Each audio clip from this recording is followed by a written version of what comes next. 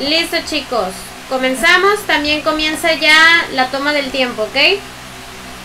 Buenos días, principalmente profesora, espero que esté bien. Nosotros somos el equipo 2. Nosotros le vamos a presentar el tema de estudiantes con trastornos del lenguaje y de la comunicación. Bueno, realmente, como sabemos, el lenguaje y la comunicación va agarrado de la mano. Es un factor que todo ser humano, y bueno, realmente todas especies lo tenemos, pero bueno, el complejo es el del ser humano. Bueno, ok, el trastorno, como ya está ahí en la diapositiva, sabemos que es una dificultad de las articulaciones o para la producción clara y fluida, que restan inteligibilidad a la expresión. Aquí entran varios trastornos, o sea, aquí el tema es engloberado, pero en sí vienen agrupados más.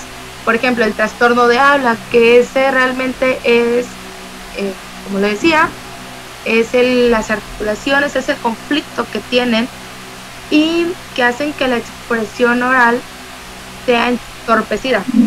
O sea, que las personas no puedan tener esa capacidad de producir sonidos de una manera más eficaz. Entonces, ese trastorno lo tiene al menos el 5% de los niños en edad escolar y, repito, padecen de un deterioro del habla. Y, de hecho, las situaciones más frecuentes en ellas son el problema de articulación y el tartamudeo. Ahora, el trastorno del lenguaje. Esto se da de forma continua, o sea que va desde el retraso simple hasta la pérdida total. Estos alumnos que lo llegan a padecer son los que demuestran un defecto en el entender y en el expresar. O sea, también tenemos que compararlo con el resto, ya sea en el salón de clases, ya sea en el entorno social, porque como sabemos, no todos tienen el mismo desarrollo del habla. Algunos son antes, algunos son después. Solo que no debe de exceder desde de una cierta pues edad. También tiene como rasgo principal la utilidad de pocas palabras, oraciones, gestos, también el comunicarse, el típico bebé que quiere señalar el carrito y en vez de decir carrito nada más lo señala, nada más hace como mímica, por así decirlo. El otro que es el trastorno específico del lenguaje o por sus siglas TEL.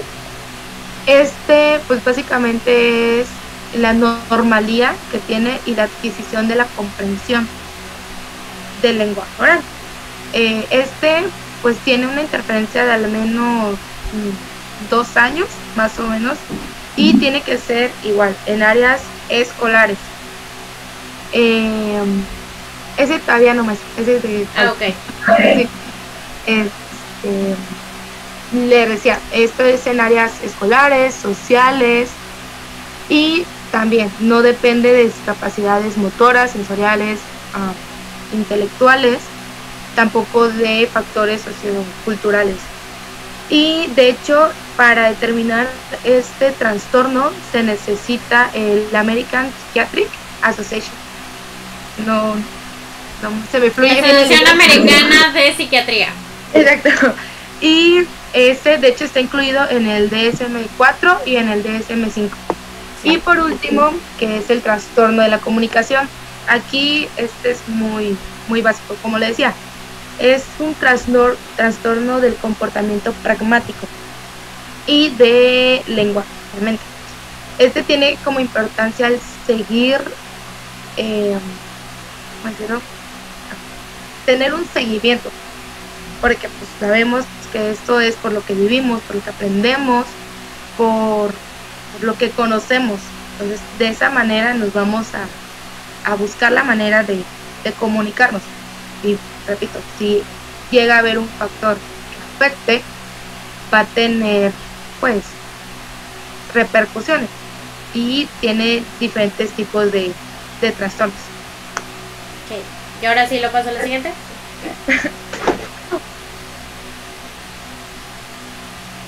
Bueno, los tipos de trastornos, ¿cuáles son? Bueno, yo encontré 14 trastornos del lenguaje y la comunicación. Uh-huh. El primero es trastorno del lenguaje, que es conocido como TEL. Es trastorno específico del lenguaje y se caracteriza por problemas en la comprensión y expresión del lenguaje. Ahí es cuando la persona se ve afectada en la estructura gramatical y el léxico. La segunda es la dislalia funcional o trastorno fonológico. Es antes conocido como dislalia y es un problema del lenguaje oral que se producen dificultades en la articulación.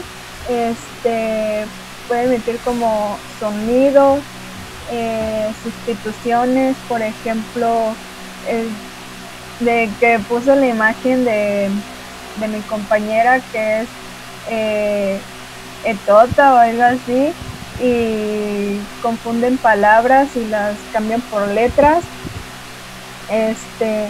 También existe la disartria, es una complicación, bueno, una alteración cerebral,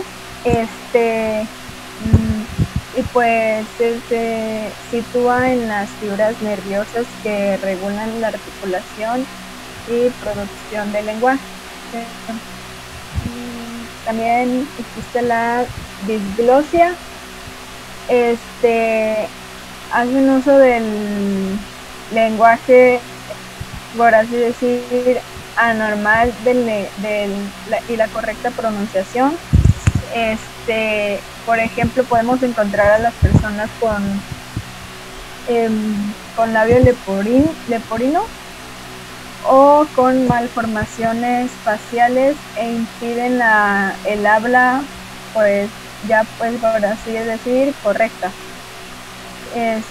También el trastorno de la fluidez es también cuando existe el tartamudeo y es muy común en la infancia, y algunas veces pues no desaparecen y causa dificultad para hablar fluido. También es el trastorno de la comunicación social. Ajá. Es también llamado comunicación pragmática. Se basa, pues así ya decir, en la hora de usar el lenguaje de una manera adecuada al contexto. No sé si vaya la redundancia, así como que no se basa en dice cosas sin sentido. También la sintomatología también es habitual en personas con síndrome de Asperger o autismo.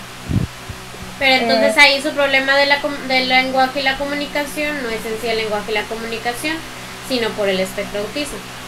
Uh-huh. No hay problemas en comprensión ni en emisión, pero sí emplean el lenguaje correcto en el momento correcto. También la número 7, que es afasia y disfasia, son alteraciones donde se pierde o se dificulta a la persona producir o repetir el lenguaje debido a lesiones cerebrales. También existe la dislexia, es en donde es el trastorno, por así decir, ¿no? Más conocido ya es en este caso el lenguaje escrito, es la dificultad en donde pues para la escritura se cambian letras. Uh-huh. y suena como otra palabra. La hiperlexia se caracteriza por la habilidad para la lectura rápida, pero con poca comprensión y retención del material leído. La disgrafía se entiende por disgrafia.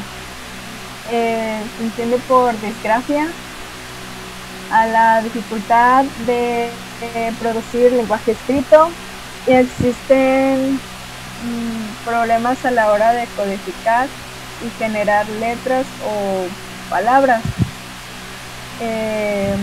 La disortografía es un déficit que se da a la hora de escribir correctamente el contenido del mensaje. También se puede confundir por dislexia, pero pues se producen ya errores que afectan la escritura según las normas ortográficas. Y el trastorno de la mímica, que no es considerado como un trastorno del lenguaje, pero es ya no verbal. Ok. Y pues los trastornos del lenguaje expresivo es caracterizado por expresarse más allá de la oración y un vocabulario. El trastorno mixto del lenguaje receptivo expresivo pues es un problema para comprender lo que dicen los demás. Tartamudeo es un trastorno en donde la persona, pues es lo mismo que expliqué hace un momento, en donde puede ser repetido. El trastorno fonológico es un error en donde la representación de los sonidos no cumplen como un sonido del otro. O sea, por ejemplo, en vez de la T puede ser la K o la R, no suenan como tal. Y el trastorno de la comunicación no especificado es en donde no cumple criterio específico para la enfermedad mencionada. Ok. ¿Paso a la siguiente?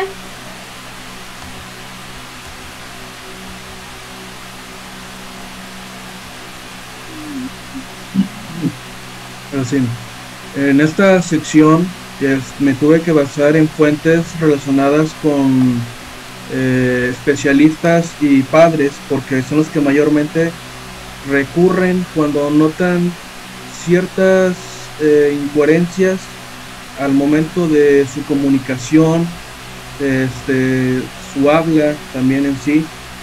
Pero hay muchos factores que consideran este aspecto. Para empezar, se tiene un rango de edad para poder empezar a considerar si hay que ir con un especialista o simplemente es cuestión de que pase un tiempo y se pueda diferenciar entre que es un posible trastorno o es una cuestión de la edad. Una de estas consideraciones también es la pronunciación de la R. Como dicen que no pronuncian bien la R, consideran que es necesario ir con un especialista. Estoy partiendo de la parte de lo que es familiar y el especialista, para que se pueda tener una consideración con el docente. Con el docente que se va a aplicar, una vez considerado el tipo de trastorno que tiene, porque varían y puede llegar a tomar unas sesiones muy prolongadas o cortas. Es como con el docente se van a hacer, aquí puse por ejemplo, juegos, cantos, para que el niño pueda comprender de una forma más accesible lo que el resto de sus compañeros. Una idea también implementada podría ser las dinámicas de, por ejemplo, memoramas, adivinanzas, una cuestión un poco más dinámica y no irnos tanto a lo clásico de dictado y estar copia y pegue, por así decirlo. Puede pasar a la siguiente diapositiva. Con gusto. Aquí, como se puede apreciar, están contemplados los que mi compañera anteriormente, Fabi, había mencionado, trastornos de los cuales se maneja con el especialista sus enfoques, y una vez que se tiene detectado cuál es el que padece el niño, el infante, es el que se va a empezar a generar una planificación y empezar a hacer un tiempo de por lo menos unos 50-60 minutos se planea por cada sesión, pero si su trastorno es un poco más avanzado o complicado de atender, puede variar la duración, pero generalmente en todas estas, que algunas pueden ser por cuestiones de auditiva, oral y de cualquier otra, porque se generan también ejercicios para reforzarlos y se prefiere que sea una vez a la semana. La siguiente diapositiva. Ok, nada más antes de pasar, aquí nada más doy la explicación porque está muy padre este gráfico. Aquí habla primero de alteraciones temporales. Primero, como alteraciones tomamos el de la articulación, el de la voz, en el lenguaje oral y el de la fluidez verbal. Aquí habla que son alteraciones temporales, o sea que se pueden corregir. Mientras que ya los de acá son considerados trastornos, que son los que vamos a las personas que los padecerán toda su vida. Que ahí se deriva. Ok, ahora sí paso a la siguiente, nada más era ese comentario. Maestra, ahí tantito. Usted menciona que son alteraciones. Ahí es donde entra lo de las etapas, ¿no? De edad. ¿Las etapas de qué? De edad, o sea, que hasta cierta edad se puede aceptar una alteración. Sí, o sea que se llama alteración cuando precisamente el error que está cometiendo no se encuentra dentro de la normativa de su etapa de edad. Así es. Y ahora sí, hablamos de las alteraciones permanentes. Adelante, Oscar. Sí. De nada. Otro punto también que quería yo tocar es que hay unos, también se plantea en la página rumores que se generan en cuanto a cómo tratar con este tipo de trastornos o gente que no tiene un lenguaje de comunicación considerado normal, porque esto no solamente afecta a niños, infantes, sino también a adultos. A una edad avanzada se empiezan a perder capacidades en particular que hay que retomar y empezar a ejercer, porque se empiezan a perder ciertas sustancias necesarias que requiere generar en la etapa adulta y se tienen que hacer. Por ejemplo, en los asilos se generan como que juegos, dinámicas para como reforzar lo que se va perdiendo. Aquí tenemos alteraciones permanentes, como lo dije anteriormente, está el autismo, deficiencia auditivo, el paralítico cerebral, en personas con discapacidad intelectual. Estos ya son de unas sesiones a largo plazo, que también pueden implicar el uso de medicamentos, dependiendo el grado de dificultad que se presente de cada uno de estos. Por mi parte, eso es. Ok, aquí precisamente lo que tú me estás mencionando en esta gráfica, Oscar, son alteraciones permanentes en donde ya hay un daño a nivel del sistema nervioso central. Por eso es permanente, que ya es irreversible. Y aunque se trate, no vamos a ver como tal unos avances muy considerados. En los de los trastornos sí podemos llegar a tener avances de poco a poco, pero en este caso las alteraciones permanentes ya indican un daño, ya estamos hablando de daño o lesiones a nivel cerebral. Ok. ¿Y con eso terminarían, chicos?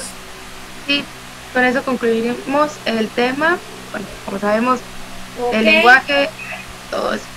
Pero no me dijeron cuál era el trabajo de la escuela o qué es lo que tiene que hacer la escuela o cuál es el trabajo del psicólogo y del docente a trabajar con estas particularidades. El psicólogo y el docente, si me permiten, claro, es que el psicólogo lo que va a hacer es generar una serie de evaluaciones para poder ver qué tipo, bueno, para ver el diagnóstico que tiene y saber en qué clasificación se encuentra el niño, el joven o el adulto. Lo que se va a hacer con el docente es aplicar ciertas dinámicas para poder incluirlo dentro del salón de clases. Como dije, podría ser memoramas, el avioncito, por así decirlo. En una materia habíamos aplicado eso para cierta actividad, darle una retroalimentación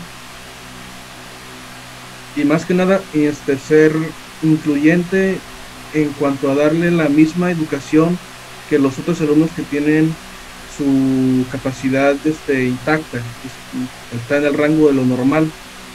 O sea, se pretende con el maestro generar un método más inclusivo, por así decirlo, considerando las problemáticas que tiene. Por ejemplo, en el caso del autismo, pues generar dinámicas que lo puedan beneficiar a él y no lo irriten, para lo que el resto de alumnos sea algo normal, tranquilo. Okay. Nada más estamos concluyendo entonces con que debe de ser una educación igualitaria, inclusiva. Ok, nada más les faltó, si acaso, mencionar ciertos